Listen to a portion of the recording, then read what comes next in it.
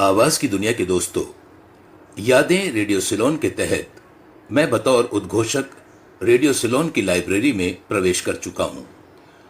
उसी की रूपरेखा का हल्का सा खाका मैं कल के एपिसोड में खींच चुका हूं। आज उसके आगे। सबसे पहले मैंने उन 3 गानों को ढूंढना शुरू किया जिन्हें मैंने किशोरावस्था में सुना था और वो मुझे अक्सर हॉन्ट करते रहते थे, पर मुझे ना तो उनके गायक, न संगीतकार अथवा गीतकार और न ही फिल्म के नाम याद थे तो गानों के मुखड़े। मैंने लाइब्रेरियन को अपनी समस्या बताई। बिना किसी डिटेल के मुखड़ों के आधार पर रिकॉर्ड मुहैया कराने में उन्होंने असमर्थता दिखाई। उन्होंने कहा अगर मैं उन गानों को गुनगुना के सुना सकूं तो शायद वो मेरी मदद कर सकें। मैंने क्रमशः निम्नलिखित लाइनें गुनगुनाई। एक दिल के टुकड़े 1000 हुए, कोई यहाँ गिरा कोई वहाँ गिरा, गिन गिन तारे मैं हार गई रात को, हाय मेरे सैया ना आए मुलाकात को, आएगा आएगा आएगा आएगा आने वाला। बहरहाल मेरी खुशकिस्मती थी कि ये गाने सिंहली भाषा में डब हो चुके थे और बेहद लोकप्रिय थे। लाइब्रेरियन साहब को ये गाने बाय हार्ट थे। उन्होंने फौरन 3 78 आरपीएम के तवेनुमा रिकॉर्ड मेरे हाथ में रख दिए। विश्व की सबसे बड़ी हिंदी फिल्मों के गानों की लाइब्रेरी के ये 3 प्रथम रिकॉर्ड थे जिन्हें मैंने छुआ। एक करंट सा दौड़ गया मेरे बदन में। मैंने पहली बार अपने हाथों से उन्हें बजाकर सुना। रिकॉर्डों पर फिल्म का नाम, बैनर, पहली लाइन, संगीतकार, गीतकार और सिंगर का नाम रिकॉर्ड के नंबर के साथ मौजूद था।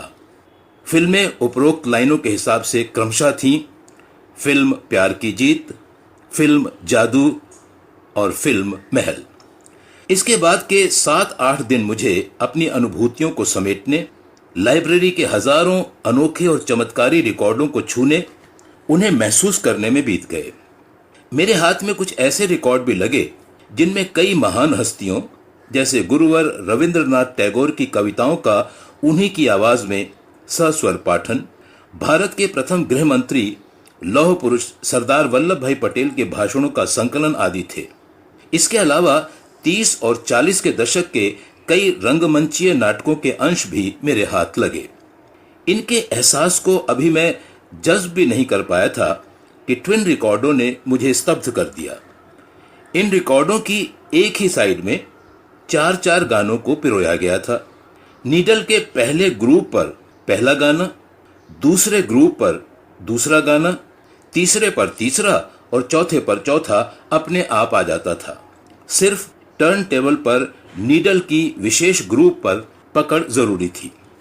इसी समय मुझे पता चला कि 1945 के पहले के जारी काफी सारे रिकॉर्ड्स गट्ठरों में बांधकर यूं ही इधर उधर रख दिए गए हैं। शुरू में मेरा ध्यान इस ओर नहीं गया, पर एक दिन अचानक बेख्याली और लापरवाही में मेरा पैर एक गट्ठर से टकरा गया। गट्ठर खुल गया और कुछ रिकॉर्ड्स बाहर झांकने लगे। मेरा मन चीत्कार कर उठा। मैंने लाइब्रेरियन से जब इसकी वजह पूछी तो जवाब मिला, जगह की कमी। मेरे दिल से हजारों बद्दुआएं उन लोगों के लिए निकल पड़ी जिन्होंने जगह की कमी का बहाना बनाकर रिकॉर्डों की यह दुर्गत की थी। मेरा वो पूरा दिन बड़ी जद्दोजहद में बीता। न खाते बना, न चैन से बैठते। सिर भारी भारी सा हो गया। फीवरिश फीलिंग ने मुझे जकड़ लिया। मैं आधे दिन की छुट्टी लेकर हॉस्टल आ गया। सोने की चेष्टा की तो मुझे उन रिकॉर्डों की सिसकियां सुनाई देने लगी। ये सिसकियां मेरे कानों में सीसा घोलने लगी।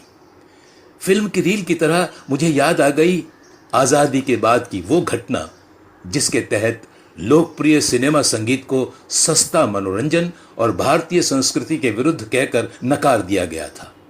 3.5 मिनट के रिकॉर्डों में सिमटी इच्छाओं, आकांक्षाओं, उम्मीदों, आदर्शों, संघर्षों, हसरतों और भावनाओं को जमींदोज कर दिया गया था। लेकिन दूर दराज के अनजाने द्वीप श्रीलंका ने उन्हें बड़े प्यार से सहेज कर संभाल कर रखा। यही नहीं, उसमें इजाफा भी किया और विश्व में हिंदी फिल्म संगीत का सबसे बड़ा गढ़ होने का खिताब हासिल किया। है ना विडंबना की बात? पैदा कहीं हुआ और परवान कहीं चढ़ा। इसके आगे की कहानी कल। तब तक गाते रहिए, गुनगुनाते रहिए, मुस्कुराते रहिए। मेरा साथ देने के लिए शुक्रिया, धन्यवाद, थैंक यू।